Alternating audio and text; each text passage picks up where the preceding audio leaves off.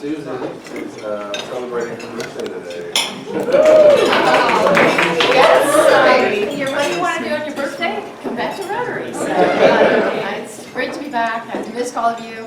I'm half-time in Portland now and half-time here, and getting pretty familiar with that flight, although it's a good thing I came in a different day than today. Yeah. But we just had the chamber mixer at Hellsport last night. A lot of you were there. Thank you for coming. We took down the big racquetball wall, and it's amazing to see. It's like it's double the space. I couldn't believe it. So come in and check it out. It's more walls coming down, and it's going to be a really big weight room. So good to be back. Welcome back. So Matt, a couple weeks ago, you won an award. Yeah, Father of the Year, Tasha, the nominee. This was an Ingemar thing, and all I wanted to say on it is we were there to celebrate my staff and employees and people that hitched their horse to my wagon in the last 30 years, and that's all I want to talk about. And Tasha did a great job introducing me.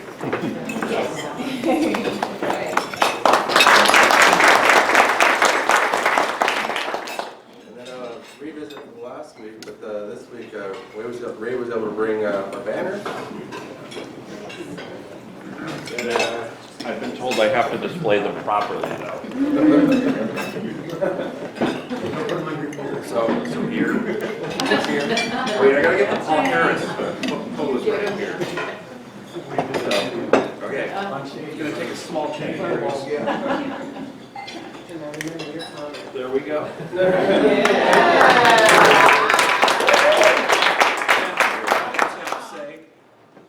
This one, everybody should be proud of this. This is amazing. The person that you get to thank for this is sitting at the end of the table.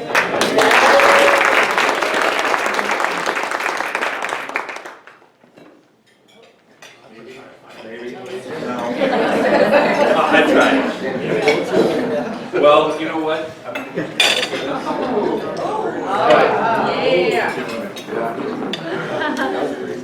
So November is Rotary Foundation Month, and so at the beginning of the year I did go over what the foundation raises funds for, and so one thing I wanted to speak to is that it's from Charity Navigator, it's a 4-star organization where 92% of the funds are spent on program awards and given back to projects that happen all across the world and projects that happen within the community. And so I want to remind folks to look to the Rotary Foundation for your donations. There's a lot of fundraising that happens within our club. The final Fridays are a tribute to the foundation.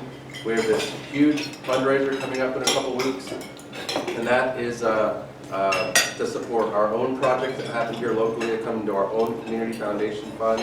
And so I wanted to make that distinction because while we are part of this greater international organization, and we have these wonderful projects that happen around the world, there are a lot of projects that happen here locally, and a lot of the major fundraising that happens within our club is to support these local projects. I just wanted to offer examples of some of the projects that have happened, like in Colorado, solar lights. I'm a fan of environmental science, and I found this from the foundation website. MyRotary.org has got so much information about how you can contribute, how you can engage with the club, how you can engage with the members. And so wanted to divert people to that resource because it's so much helpful information.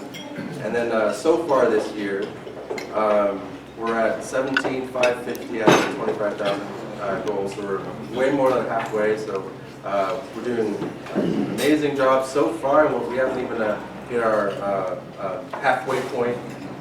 So the final Fridays have been successful, and the contributions from our club members who are ongoing club contributors are definitely helping us reach our goals. So a huge thank you.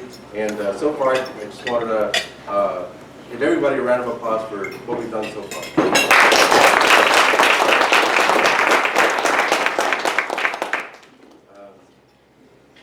Dustin, do you want to speak? Yeah, so again, on our district website, we have a donate button where you can contribute to the victims so far of the Kincaid fires. Essentially, everyone's going back to their homes right now. And from what we heard, there's a lot of smoke damage and whatnot. I think we've heard over 100 homes were destroyed, which is a lot, but it's not a lot compared to the fire 2 years ago, but it's still incredible, and it's really sad for all the folks that live there. So what we're doing right now is we're collecting money in the disaster relief fund for the district, and then once everyone gets back and kind of established, the needs of the area will be more known, and then the money will start to be used like that. What the district does is they'll hand out an assessment sheet, and the presidents of Windsor and the other club down there that's been affected by it, they'll reach out to the people in the community, both businesses and personal, and then they'll hand those out and they'll get the money distributed. So it's kind of a hurry up and wait situation right now, but it is really, really easy to donate and share with people if you want to go ahead and do that. So anyway, thanks, AJ. Absolutely. Can I ask a question? Dustin, I couldn't get that donation button to work on mine, so I don't know if anyone else had that problem. I don't know. I'll bring it up to Tom. I pushed the button and a little whirly thing And was just going wouldn't stop around. doing that. It was still swirling this morning. I was trying to do it last night. Maybe so many people are donating, it's crashing. You can also mail a check to Ashley Deal. Yeah, I'll check with Ashley. She's out of town, and I'll give her a call, and I'll call Tom this If morning. you take checks directly to mail to her. That's exactly it. Yeah, you can take checks directly to Ashley, so that's another way to do it. It's You also have a click through on our Facebook page and our website. And Sunrise Spirit. And the Sunrise Spirit. Yeah. So, and thanks for bringing that up. I'll working on that this morning. So. And we'll give Karen an opportunity to give us an update on what is happening in that area. Okay, thank you. Thank you again for having me out once a month just to give you a quick city update. Just 3 things I wanted to touch on. The first was the city council is actually going to be holding a special meeting next Wednesday night just to talk about emergency preparedness, sort of where the city is at. We have been undergoing sort of a revitalization of our plans over the last year, so we'll be updating and sharing those. And then also really to debrief on the power shutdowns that happened in October. And we'd really love to have input from businesses that were affected by the pre-storm power shutdowns with PG&E and start to get a sense of how it really affected locally our Arcata businesses. As a whole, it was fortunate for the city. Really, we were fortunate on the North Coast compared to most of our, as we talk about the disaster relief for the fires, but a lot of our neighbors to the south of us were out of power for 3, 4, up to 5 days. So we had a period, of about 30 hours and another period of about 30 hours. From a city operational standpoint, knock on wood, but it's fairly easy as long as we have fuel to keep fully operational for that period of time. But we do recognize that that was not the case for many of our businesses. That there really were income losses to the community, and we'd love to start to capture those as well. So if you're interested in that, it'll be next Wednesday night, 6 o'clock at City Hall. I wanted to touch on sort of our new largest development that will be coming before their final meeting before the Planning Commission here in December, and then ultimately before the council within the next couple of months. And it's the Creekside, so it's we referred to it used to be sort of the Foster Avenue expansion program. So the new Foster Avenue that was built, if you continue to run that street out to the west, there's a big old open field just on the edge of town. It would be annexed into the city. It's owned by Danco. This has come before the council a few times in the past with development plans. The current plan, as it sits right now before the Planning Commission, is 32 single-family residential homes, 25 smaller cottages, and then a 100-bed assisted living facility. So it'll be split between standard assisted living and memory care on that site. So that is their final meeting before the Planning Commission, actually this month in November. We anticipate, and then heading to the council either in December or January as they get stuff together. And then lastly, if you missed the city's surplus auction, today and today only is the free day. So many of you, if any of you have been into City Hall, you know we've been under a pretty significant restructuring and reorganization. A lot of that having to do with our heating and ventilation system, but also sort of co-locating all of our development services teams back up into City Hall. As a part of that, we did have a lot of surplus old desks. We found a lot of stuff in other city facilities that have just been accumulating over the years.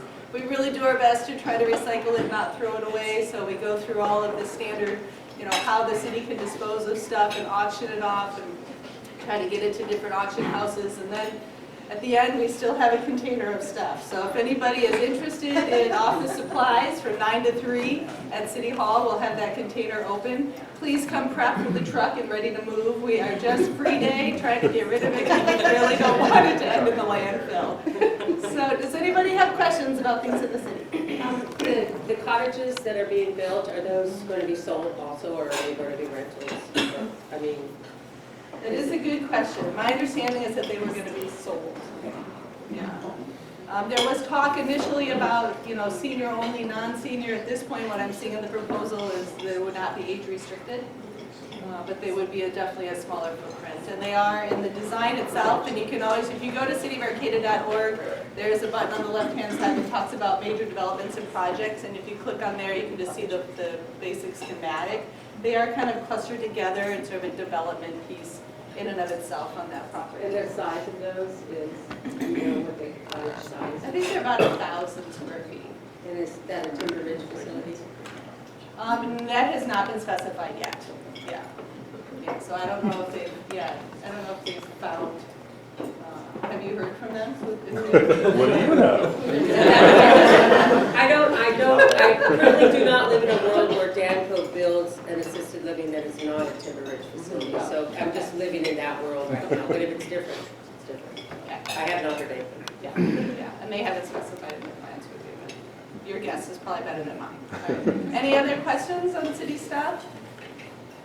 We do also still have a fire sale, if you haven't seen, at Solutions and at Eco Groovy over here. I think all of you know that we had, a pretty near catastrophic fire on the plaza as a result of the power shutdowns. We did have a generator that was just left to, keep things cooled at the cafe, Big Blue Cafe. It unfortunately sort of edged its way over to, it was sitting behind all of this side of the plaza. There's a little bit of an elevation gap, so at the back side of all of those buildings, there's typically stairs, interior, exterior. The ones in Big Blue are an interior set of steps down to a little concrete landing. And the concept of thinking that it was sort of an exterior space, even though it was inside the building.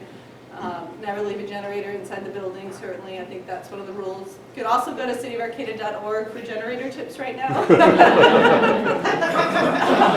that particular generator, just kind of edged its way over, and there was a piece of, a wood slat that was probably about this height that opened up to get into the crawl space underneath the building. And that's actually what started to heat up once that generator touched against that, just, kind of flimsy piece of wood that was just that little doorway. That got on fire, and then it just spread instantly under the floor. So when you walk in upstairs of the buildings, you don't see a lot of damage, but the underneath structural supports of the building is really what got damaged. And, fortunately, they are left standing. Just other than a lot of inventory that has been lost for all of those businesses, we didn't have any injuries. So nice to have a downtown fire department still. That's really what saved that. Having that staff is the only reason we had that. Any other questions about the city? Okay, I will be here.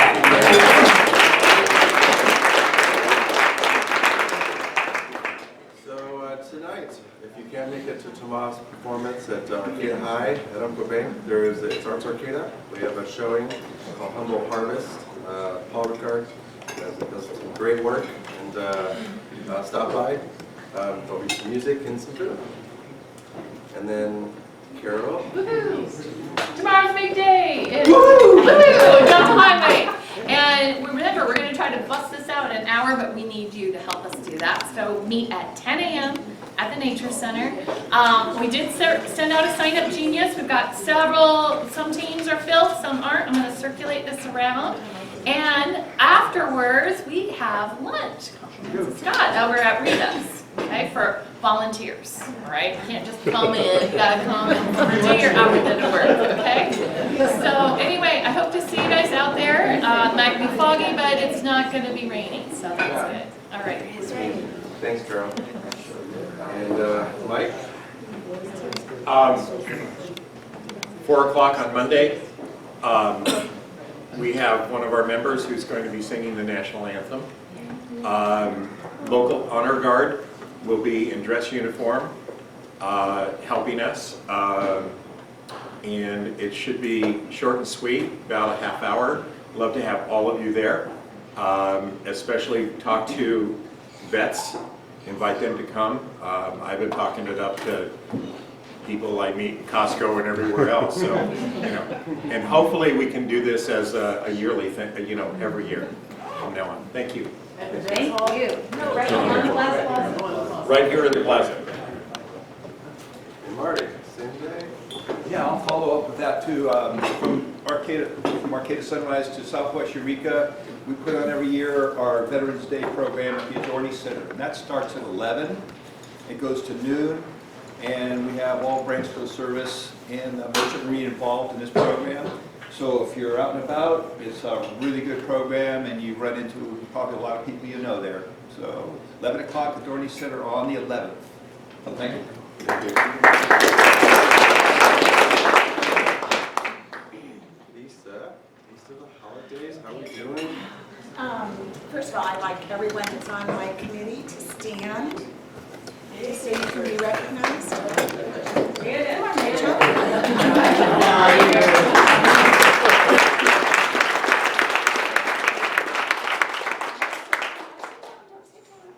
So just to kind of go around so everybody knows what everyone is doing. So Howard, as you know, is sending out the Sign Up Genius.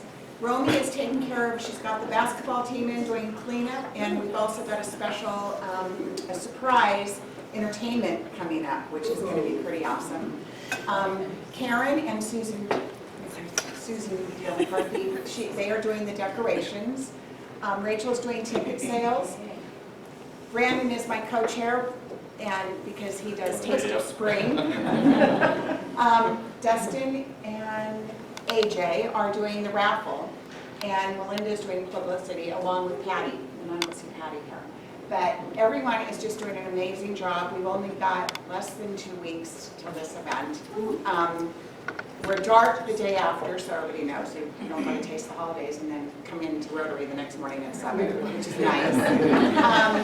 So as far as ticket sales, where are we in ticket sales?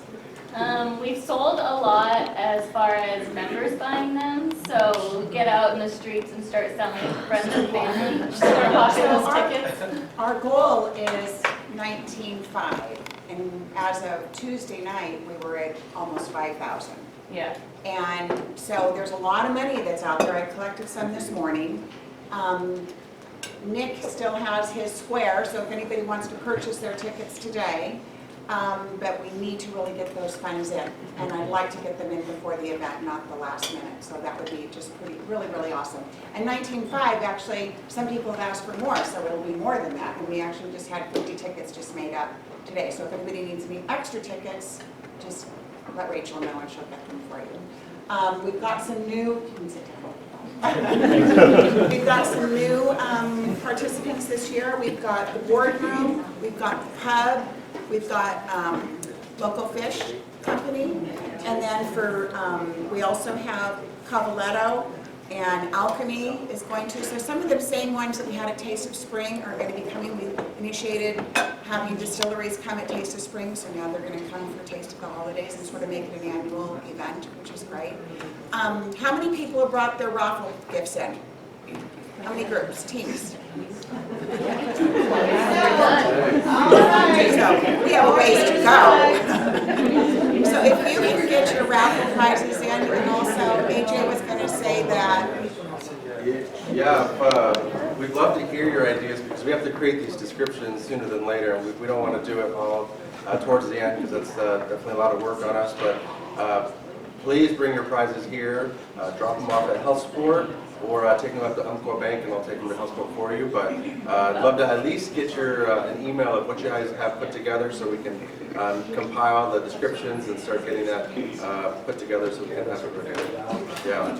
And then it's also part of our marketing. So as we approach the event, we'd love to use these prizes, raffle prizes, to entice people to come check us out and Right. enjoy the And event. then, even though we put out the list of themed, it doesn't have to be themed. That was just suggestion in case you can't figure out what to do. You know, it just kind of helps a lot. Go road. And then Sign Up Genius, Howard's been monitoring that, and there's some empty spots towards the end of the evening that he was going to talk about. Yeah, we've particularly arranged all the positions so that they're at most half of the evening. So you'll be able to party it up and have a good time for at least half of the meeting if you sign up for position here. Most of them are filled early in the sheet, but in the last few pages, we still have a lot of openings. Some of them are pretty appealing, like we need somebody for the chocolate table. We need someone for the shuttle service, for raffle money runners, drink ticket sales. So please, would you all, we want full participation here to have all of you being part of this. Please do volunteer and fill in these remaining positions. So we'll have good support for the evening event. I'll pass this sign-up sheet around again.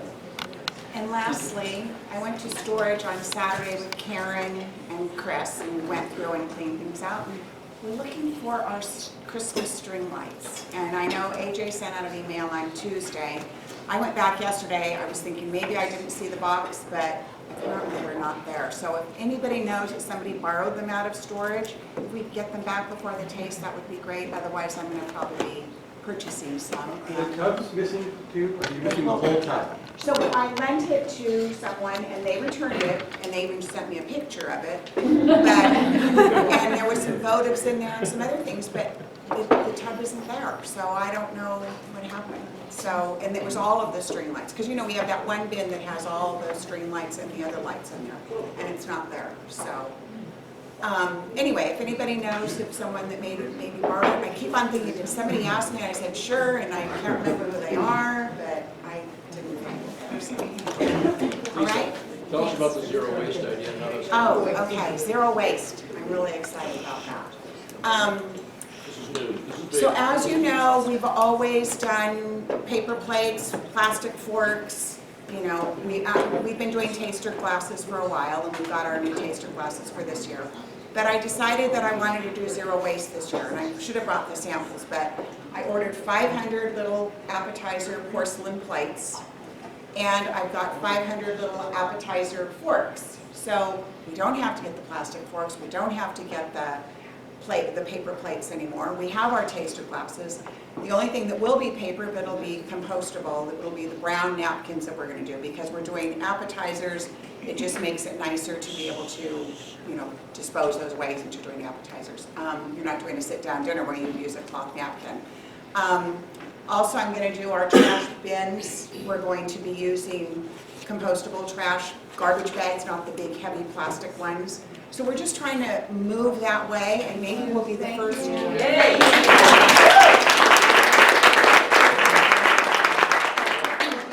Rotary Club to do this, and we can just kind of pass it on to everyone else. So probably the last meeting, you're going to have to kind of maybe do a group training on, you know, how it's going to happen. What happens with the plates? What happens with the forks? Right. How do we make sure people get not the plates and the forks and the trash and the paper stuff where it needs to go? And everybody's going to have to be part of it. We will have it then. We'll have that all taken care of. So we will get that covered. I mean, we have to go through this and see. You know, you learn by any mistakes that happen, and so we're just going to figure it out. But I want to continue to do this, and this will be perfect because we can recycle these same dishes and forks and everything for Taste of Spring and or for other events that we do. So let's be the start and make this a big success. All right.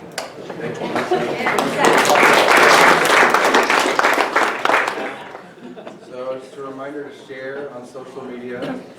As we approach the event, we want to bring this up to the top of people's feeds, so let people know.